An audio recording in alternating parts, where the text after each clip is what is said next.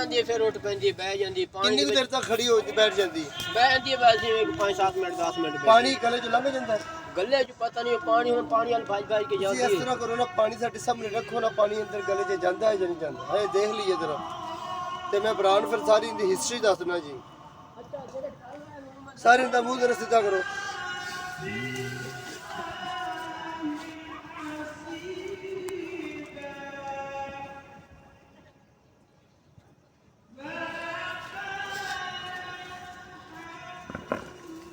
ਇਹਦਾ ਹਾਲ ਸਾਡੀ ਸਮਝ ਥੋੜਾ ਕੰਮ ਬਾਹਰ ਹੈ ਸਹੀ अब देखो ना मुंह बड़ा मार दी पानी में बेचारी जोर रख दी पानी यार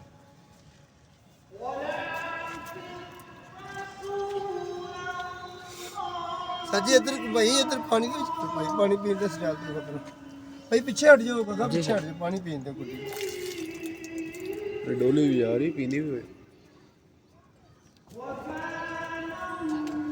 नहीं पीता भाई पूरा इंज करके उसी साइड पे हो ना साइड पे आप इधर हो ना भाई जान इधर हो जाओ उस साइड तो खटी रख नहीं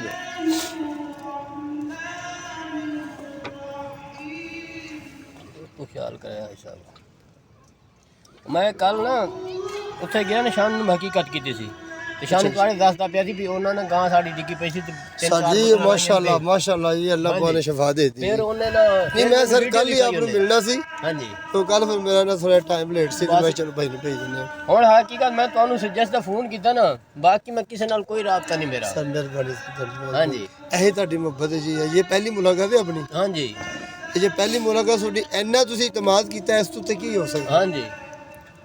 ਤੇ ਡੰਗਰਾਂ ਦੇ ਸਾਰਿਆਂ ਦੇ ਵਿਚਾਰਿਆਂ ਦੇ ਪਹਿਲੇ ਆਈ ਅਸਲ ਤੇ ਉਹ ਛੋਟੀ ਦੇ ਪੈਰਾਂ ਵਿੱਚ ਮੂੰਹ ਵਿੱਚ ਉਹ ਪੱਠੇ ਛੱਡ ਗਈ ਸੀ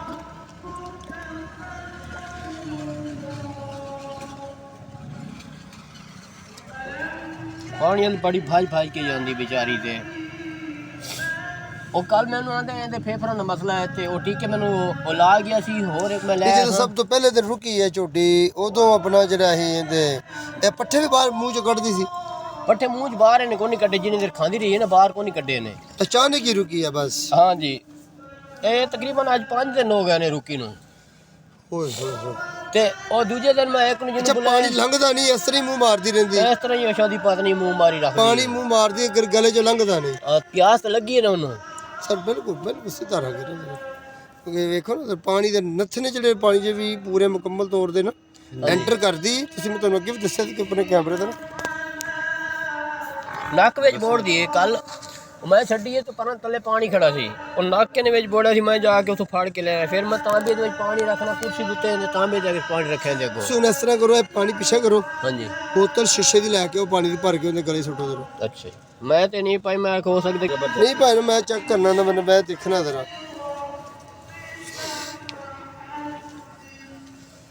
ਦੇਖੋ ਜ਼ਰਾ ਕੀ ਕਰਦੀ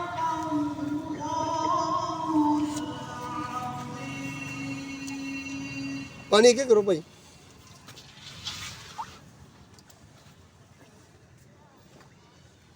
ਨਥਨੇ ਚ ਬੈਠ ਜਾਓ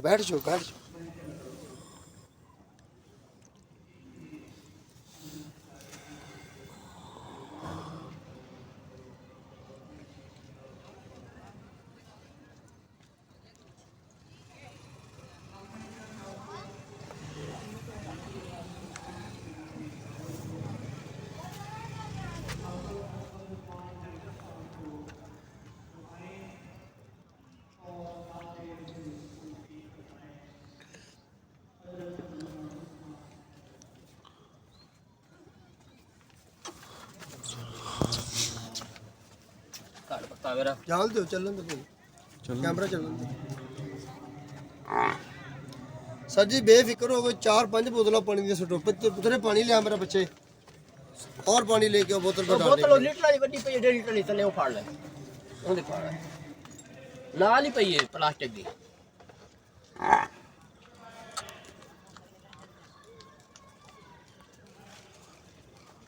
ਹੁਣ ਜਾਂਦਾ ਪਿਆ ਥਲੇ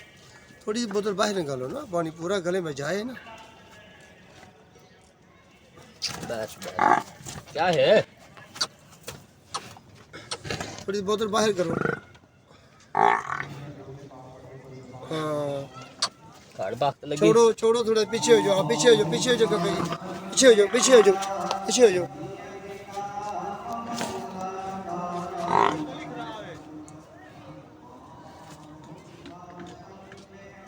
स्टमू डूब रहा है। छोटी ਵੱਡੀ ਵੱਡੀ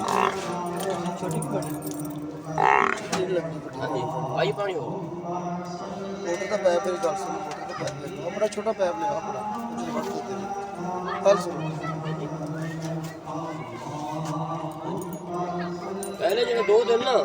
ਇੰਨਾ ਮੂੰਹ ਚ ਨੇ ਪਾਣੀ ਕੱਢਿਆ ਨਾ ਬੇਬਹਾ ਕੱਢੀ ਗਈ ਸੱਟੀ ਗਈ ਕੱਢੀ ਗਈ ਸੱਟੀ ਗਈ ਐਵੇਂ ਲੈ ਲਓ ਜੀ ਇਹ ਹੁਣ ਮਤਲਬ नीचे ਜ਼ਿਆਦਾ बैठ जाओ, नीचे बैठ जाओ, नीचे बैठ जाओ। ਫਿਰ ਪਾਈਏ ਪਾਣੀ नहीं फंसे क्यों? ਇਹਦੇ ਨਾਲ ਸਰ ਜੀ ਗਲਾ ਬੰਦ ਹੈਗਾ। ਅੱਛਾ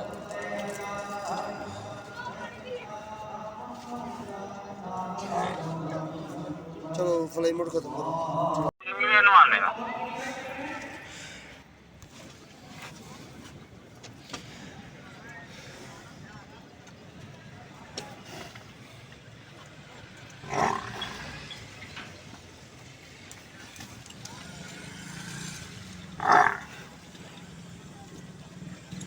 तेरे पानी लिया बोतल बड़ी कितने 1.5 लीटर वाली।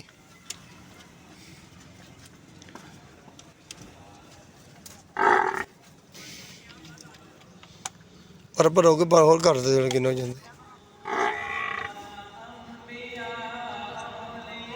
भरो पानी ਇਹ ਪਈਏ ਇਹ ਨਾਲ ਪਾਣੀ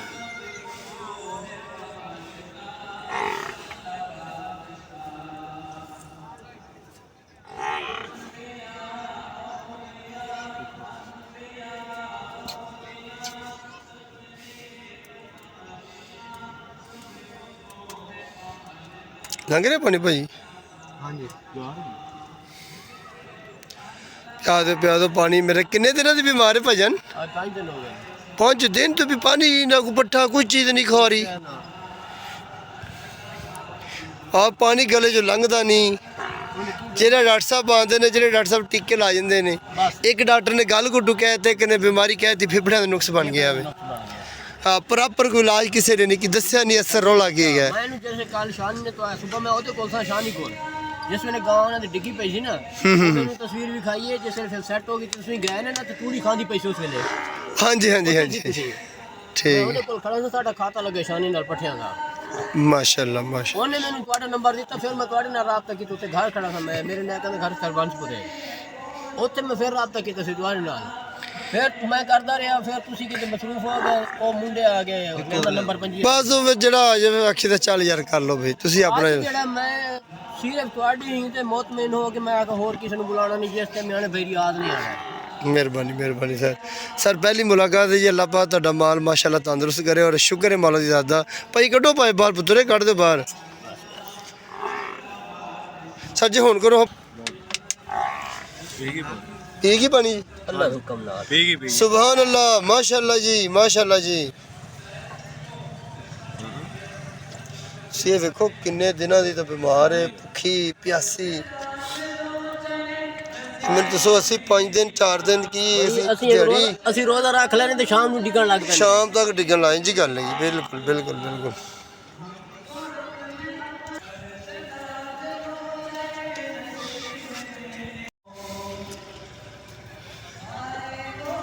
लंघ गया पानी भाई हुण चले ही काम हाँ जी